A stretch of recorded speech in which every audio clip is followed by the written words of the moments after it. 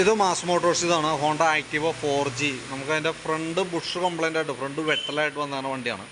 അപ്പോൾ നമ്മൾ അഴിച്ച് ചെക്ക് ചെയ്യുന്ന സമയത്തുണ്ടല്ലോ നിലവിൽ ഫ്രണ്ടിലത്തെ ലിങ്ക് ബുഷൊക്കെ നല്ലവണ്ണം പോയി കിടക്കാം. അപ്പോൾ ഫ്രണ്ട് ലിങ്കിൻ്റെ ബുഷുകളാണ് അത് എത്ര ഷെയ്ക്കാണ്. അതായത് ഈ രണ്ട് സൈഡും ലിങ്ക് ബുഷ് പോയി. പിന്നെ അത് കൂടാണ്ട് ഈ ഷോക്കിൻ്റെ ബുഷ് മൊത്തം പൊടിഞ്ഞൊരവസ്ഥയിലേക്ക് പോയിട്ടുണ്ട്. പിന്നെ പ്രോബ്ലം എന്ന് വെച്ചാൽ ഇങ്ങനെ ബുഷ് പോയി കിടന്ന് ഓടുമേ, അല്ലെങ്കിൽ തന്നെ സ്വാഭാവികമായിട്ടും ആക്റ്റീവയുടെ ഫ്രണ്ട് ടയറിൻ്റെ റൈറ്റ് സൈഡ് തേയ്മാനം കൂടുതലായിരിക്കും. അപ്പോൾ ഇതിൻ്റെ നോക്കിയേ, ഇതിൻ്റെ ടയറുണ്ടോ ഈ സൈഡ് നല്ലോണം ചെത്തി എടുത്ത് പോയേക്കാം, ഈ സൈഡ് അത്ര തേയ്മാനമില്ല. അപ്പോൾ നമ്മൾ ബുഷ് കാര്യങ്ങളും മാറ്റിയിട്ടാലും ഈ ടയറിൻ്റെ ഈ പ്രോബ്ലം ഉള്ളത് കൊണ്ട് വണ്ടിക്ക് വെട്ടലുണ്ടാവും. പക്ഷേ വണ്ടി വന്നപ്പോൾ ഉള്ള വെട്ടലൊന്നും ഉണ്ടാവില്ല. അതിൻ്റെയൊക്കെ ഒരു 80% കുറയും. പക്ഷേ 100% മാറില്ല. 100% മാറണമെന്നുണ്ടെങ്കിൽ നമ്മൾ ഈ ടയറും കൂടി മാറ്റി പുതിയ ടയർ ഇട്ടാലാണ് ആ കംപ്ലയിൻറ്റ് മാറുള്ളൂ. ഇതിനിപ്പോൾ കംപ്ലയിൻറ്റ്സ് 100% നമുക്ക് മാറ്റണമെന്നുണ്ടെങ്കിൽ ഈ ടയർ മാറ്റി പുതിയ ടയർ ഇടാം. അതിന് ശേഷം ഈ ടയർ എടുത്ത് വയ്ക്കുക. ബാക്കിൽ നമുക്ക് ഉപയോഗിക്കാനായിട്ട് പറ്റും. ഈ ടയർ ബാക്കിലിട്ട് തീർത്ത് കളഞ്ഞാലും മതി.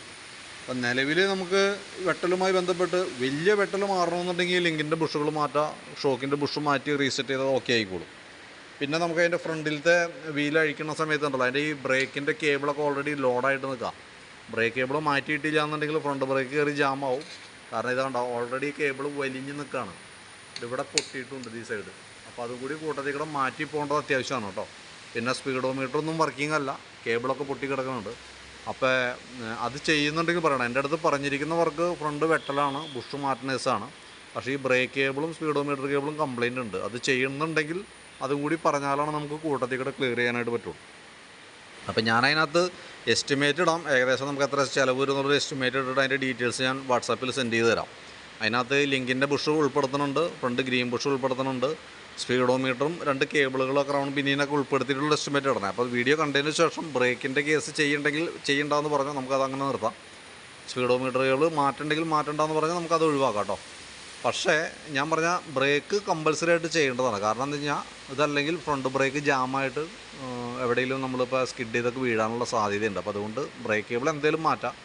സ്പീഡോമീറ്റർ കേബിൾ മാറ്റേണ്ടത് വണ്ടിയുടെ മെയിൻ്റനൻസിന് അത്യാവശ്യമാണ്. കാരണം ഓയിൽ കാര്യങ്ങൾ മാറ്റുന്നതൊക്കെ കിലോമീറ്ററിൻ്റെ അടിസ്ഥാനത്തിലാണ്.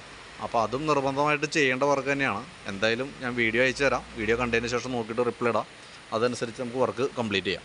നമുക്കതിനകത്ത് ജോബ് കാർഡിൽ ആകെ പറഞ്ഞിരിക്കുന്ന വർക്ക് ഇത് മാത്രമേ ഉള്ളൂ. ഫ്രണ്ട് ബുഷ് മാറ്റുക, അത്ര മാത്രമാണ് നമ്മുടെ അടുത്ത് പറഞ്ഞേക്കണേ. അപ്പോൾ അതുകൊണ്ടാണ് ഞാൻ നിങ്ങൾ എടുത്ത് പറയണേൻ്റെ ദിവസം. അപ്പോൾ ഡീറ്റെയിൽ ആയിട്ടുള്ള എസ്റ്റിമേറ്റ് വാട്സാപ്പിലിടാം. വീഡിയോ കണ്ടതിന് ശേഷം നോക്കിയിട്ട് റിപ്ലൈ ഇട്ടേക്കാം. ടയർ ഞാൻ എസ്റ്റിമേറ്റിൽ ഉൾപ്പെടുത്തുന്നില്ല. ടയർ മാറ്റി പുതിയത് ഇടണം, കംപ്ലയിൻറ്റ് 100% മാറണം എന്നാണ് ആഗ്രഹം എന്നുണ്ടെങ്കിൽ കൃത്യമായിട്ട് നമ്മൾ വാട്സാപ്പിൽ ഡീറ്റെയിൽസ് അയക്കുമ്പോൾ ആ വാട്സാപ്പിൽ തന്നെ റിപ്ലൈ ഇട്ടാൽ മതി. മാറ്റണമെന്നുണ്ടെങ്കിൽ മാറ്റണമെന്ന് വെച്ച് പറയാം. അപ്പോൾ അങ്ങനെയാണെന്നുണ്ടെങ്കിൽ പുതിയ ടയർ ഇട്ടിട്ട് ഈ ടയർ ഞാൻ എടുത്തു വയ്ക്കാം. നിങ്ങൾക്കിത് കൊണ്ടുപോകാം. ബാക്കിലെ ടയർ തീരുന്ന സമയത്ത് ഈ ടയർ ബാക്കിൽ നിറച്ച് കഴിഞ്ഞാൽ ബാക്കിൽ വേണമെങ്കിൽ ഓടിക്കുകയും ചെയ്യാം. അപ്പോൾ അത് ഓർമ്മയിൽ വെച്ചേക്കാം. ടയറിൻ്റെ എസ്റ്റിമേറ്റ് നമ്മൾ കാണിക്കുന്നില്ല. ഞാനിപ്പോൾ ഇടുന്ന എസ്റ്റിമേറ്റ് 2 ബുഷുകൾ, ലിങ്ക് ബുഷ്, ഗ്രീൻ ബുഷ്, 2 ബ്രേക്കിൻ്റെ കേബിൾ, സ്പീഡോമീറ്ററിൻ്റെ കേബിൾ, ക്രൗൺ പിനിയൻ, പിന്നെ നമുക്കതിൻ്റെ മാറ്റി ഫിറ്റ് ചെയ്ത് വരുമ്പോഴുള്ള ലേബർ ചാർജ് എത്രയാണ് എസ്റ്റിമേറ്റ് കാണിക്കുന്നത് കേട്ടോ. വീഡിയോ കണ്ടതിന് ശേഷം നോക്കിയിട്ട് റിപ്ലൈ ഇട്ടേക്കാം. പിന്നെ എന്തെങ്കിലും വർക്കുകൾ പെൻഡിങ് ആയിട്ട് പറയാൻ വിട്ടുവേണ്ട കേസുകളൊക്കെ ഉണ്ടെങ്കിൽ എക്സ്ട്രാ ഒന്ന് പറഞ്ഞേക്കാം. എഞ്ചിൻ ഓയിൽ മാറ്റിയോ വേറെ എന്തെങ്കിലും കംപ്ലയിൻസുകളൊക്കെ ആയിട്ടുണ്ടെങ്കിൽ നോക്കിയിട്ട് അതുകൂടി ഒന്ന് പറഞ്ഞോളൂ. ഓക്കെ.